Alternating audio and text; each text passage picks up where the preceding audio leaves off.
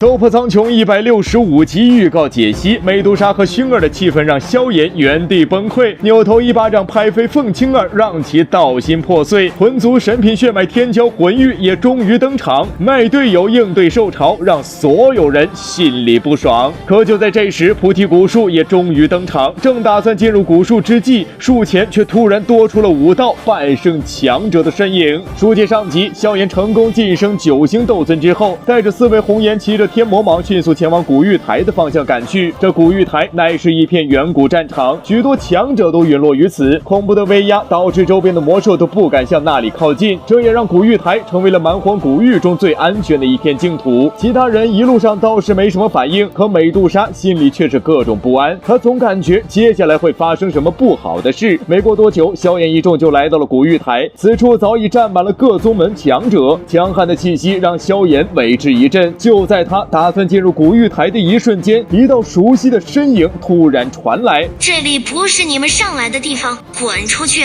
随着声音寻去，正是许久未见的凤青儿。奶奶个三脚篓子，这杂毛鸟这么久没见，还是这般德性。萧炎也没打算鸟他，一旁的古族之人自然也没出手帮忙。虽然他们能感觉到凤青儿的实力达到了3转斗尊巅峰，可她的气息着实古怪，隐隐感觉有些许虚浮。而且萧炎5星斗尊都能打8星斗尊巅峰，如今萧炎已经是9星了，薰儿一众自然也不着急出手。没想到的是，下一刻凤青儿突然出手，一道彩色的绸缎如闪电般直插我脚心哥的天灵盖。萧炎用一火将其烧成灰烬后，也是心头一动，果然是远古天皇的味道。这杂毛鸟怎么还偷偷进化了？脚心哥不知道的是，夺取龙皇本源果失败之后，凤青儿一众都受到了不小的惩罚。为了将功赎罪，他半自愿加入了远古天皇的幻古秘法，一共10位天骄陨落了8位，凤青儿则是幸存下来的2位之一。这秘法相当痛苦，稍微一个坚持不下去，凤青儿就会当场陨落。好在对萧炎的仇恨战胜了一切，但这也导致凤青儿神智开始更加的疯狂。现在的他只想将萧炎当场击杀。随着天皇影的施展，一股古老的气息弥漫而开。此时的萧炎也知道凤青儿的力量来源了，想必就是那远古天皇的遗骸。这杂毛鸟也是疯了，远古天皇的遗骸也敢移植，实力愣是提升到了3转斗尊，但外力终究是外力，看似气息恐怖，实则不堪一击。萧炎双眸金光涌现，硬汉凤青儿的最强一击。本以为萧炎会就此陨落，没想到我侥幸哥只是以脚为脏罢了。下一刻，一个巨大的巴掌出现在了凤青儿的面前，这是萧炎第一次动手抽女人嘴巴子。凤青儿直接被抽飞上了100米，满脸不可置信的表情，随后一口鲜血吐了出来，倒地不起。他心中引以为傲的实力再次被玩虐，在此之前其修为更是难以再精进半分了。击败凤青儿之后，萧炎终于带着美杜莎一众来到了薰儿面前。美杜莎见到薰儿的一瞬间就低下了头，他知道此女就是萧鼎所说的薰儿，萧炎心中分量最高的女人，乃是从小入住萧家的青梅竹马，自己如今的地位也算得上是插足一说。刚才还和云云battle的美杜莎，现在却连头都不敢抬起来。薰儿也是识大体的人，主动和美杜莎打招呼说了几句话，这才将这尴尬的气氛翻篇了过去。紧接着开始说起了蛮荒古域的现状，到达菩提古树之前必须要穿过兽潮，单打独斗肯定是不行的，如今想要过去，那就必须要联盟，而联盟的说辞就是魂族之人魂玉提起的，也是薰儿让萧炎小心的对象。此人是魂族的天骄天花板，以后极为有可能是魂族的下一任族长，拥有着和薰儿一样的神品血脉，不仅实力恐怖，其心思也是极为捉摸不透。刚才天妖皇族发难之际，魂玉却没有落井下石，反倒是一脸和蔼。正是这种反应，才会让侥幸哥更加警惕起来。若是像之前魂力魂牙那俩傻蛋的话，恐怕早就联合九凤对自己出手了。那九凤也不是什么简单的人物，拥有着极为诡异的彩瞳，实力也是仅次于魂玉。反正这俩人都不是好东西，且实力不俗，小心一点没什么坏处。就在这时，九凤和魂玉是一顿激情演讲，动员其他势力一起联盟对抗兽潮，声称有难他魂玉扛着，有福大家一起享受。三言两语给一帮大傻子忽悠瘸了。没人注意的是，魂玉的嘴角泛起了一抹诡异的弧度，说干就干，所有人动身开始前往兽潮之地。刚到平原，萧炎就倒吸一口冷气，那地面之上黑压压的一片皆是恐怖的魔兽。随着魂玉的令声响起，前往的强者开始带领所有人冲击兽潮，血腥之气瞬间弥漫了整个平原。萧炎等人在队伍的中间相对来说还好受一些，可随着深入兽巢，队伍开始逐渐被困在了原地，必须尽快冲破兽巢，不然就他们这点人类还不够兽巢填饱肚子的。随着时间的推移，冲击兽巢的队伍开始逐渐崩溃，现在是想跑跑不了，冲也冲不出去。再这样下去的话，所有人都会死在这里。一些6星7星的斗尊都逐渐开始被凶兽蚕食。就在这时，魂玉却突然飞了起来，所有人都以为魂玉要出手之际，谁能料到这狗东西直接跑路了，带着天妖皇族一众向深处飞去。被其动员的斗尊强者反倒成了吸引兽巢的诱饵。萧炎自然知道魂玉一开始想干什么，看见魂玉飞出去的同时，他也带着薰儿一众跟了上去，联合古清阳一众开始对剩下的兽巢进行最后的冲锋。只要再坚持半个小时，便可见到菩提古树。萧炎丝毫不遗余力地将异火拉满，形成了一条巨大的火龙抽击兽巢。半个小时之后，萧炎等人终于冲了出来，准确的说是兽巢不敢靠近了，因为此时他们的面前有着一棵100丈之大的苍天巨树。没错，正是萧炎等人心心念念的菩提古树。薰儿等人环顾四周，发现没有魂族之人的身影，想必是早已往菩提古树方向飞去了。可令人意外的是，等萧炎赶到菩提古树之前，却看到了魂玉傻傻的站在了那里。九凤等人也是这般行径，还未等侥幸哥等人反应过来，那菩提古树前突然弥漫出5道令人惊悚的气息。仔细一看，树前竟突然出现了5位半圣强者。